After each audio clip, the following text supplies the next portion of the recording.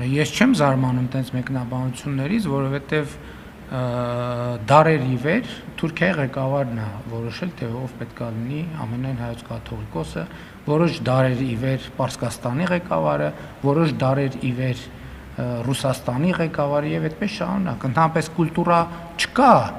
Հայաստանում ձևավորված Պապ թագավորի կարճ ժամանակաշրջանից եւ հատվածից հետո, այսինքն արշակումներից հետո տենց բանա, ես չեմ զարմանում, որովհետև դա հոլովում են այն մարդիկ, ով այդ կուլտուրայի մեջ են, եւ այն, որ Հայաստանն ասում է, որ Հայաստանի Հանրապետությունն ասում է, որ մեր եկեղեցին պետք է ի վերջո կանոնագիրք ունենա նոր, որ դրան էլ դիմադրություն կա, ես դա էլ եմ հասկանում, որովհետև միջև հիմա վերջին այդպիսի փաստաթղթերը, որ ընդունվել են կամ ռուսական կամ թուրքական կայսրության ֆորմատով։ Տենց կուլտուրա չկա, ոնց որ Թուրքիայի սուլթանի ընդունած կանոնակարգումներն են շատ, որ միջև այսօր կամ գործում են դե յուրե կամ Ռուսաստանի ցարի,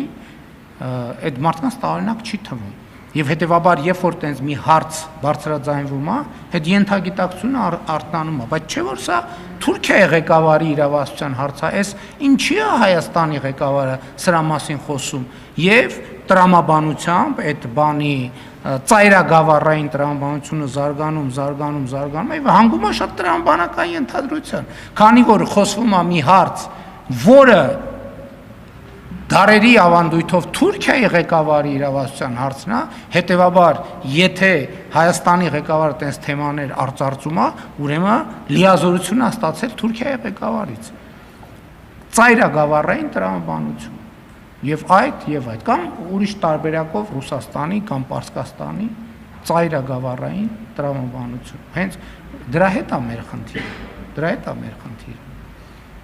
Ես իմ բանախոսությունների ժամանակ, որ խոսք է գնում հայրենիքը պետությունն է, սիրում ես հայրենիքը ուժեղացրու պետությունը բանաձևի մասին, ես դրա մասին եմ խոսում։ Ասում եմ, մեր ենթագիտակցությունը սեփական պետության ընկալումը դեռ չունի, որովհետև հարյուրամյակներով մեզ համար հայրենիքը ուրիշ բան է եղել, պետությունը ուրիշ բան։ Հայրենիքը Հայաստանն է եղել, պետությունը եղել է Պարսկաստանը, հայրենիք Հայաստանն է եղել, պետությունը եղել է Օսմանյան կայսրությունը, հայրենիք Հայաստանն է եղել, պետությունը եղել է ռուսական կայսրությունը։ Այսինքն 500 տարի շարունակ մեզ համար հայրենիքը ուրիշ բան է եղել, պետությունը ուրիշ բան է եղել։ Հայրենիքը հիմնականում սիրելի, պետությունը հիմնականում ոչ այդքան սիրելի։ Եվ այդ ենթագիտակցությունը շարունակում է շատ բաներ շարժել Հայաստանի Հանրապետությունում եւ մենք այս գիտակցությունն է, որ ուզում ենք, այս գիտակցության հետ ենք ուզում առերեսվել, ասել, որ ժողովուրդ ի վերջո պետք է մենք այլ գիտակցություն ձևավորենք, որովհետեւ մեր հայրենիքն ու պետությունը այլևս նույնն են։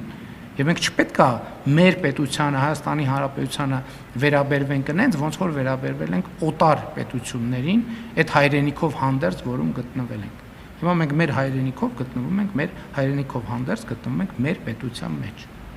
Հետևաբար ծայրագավառային տրամաբանություններ պետք չի զարգացնել։ Հաջորդ հարցը Աննա Վիզիրյան, Անոր հարցն է։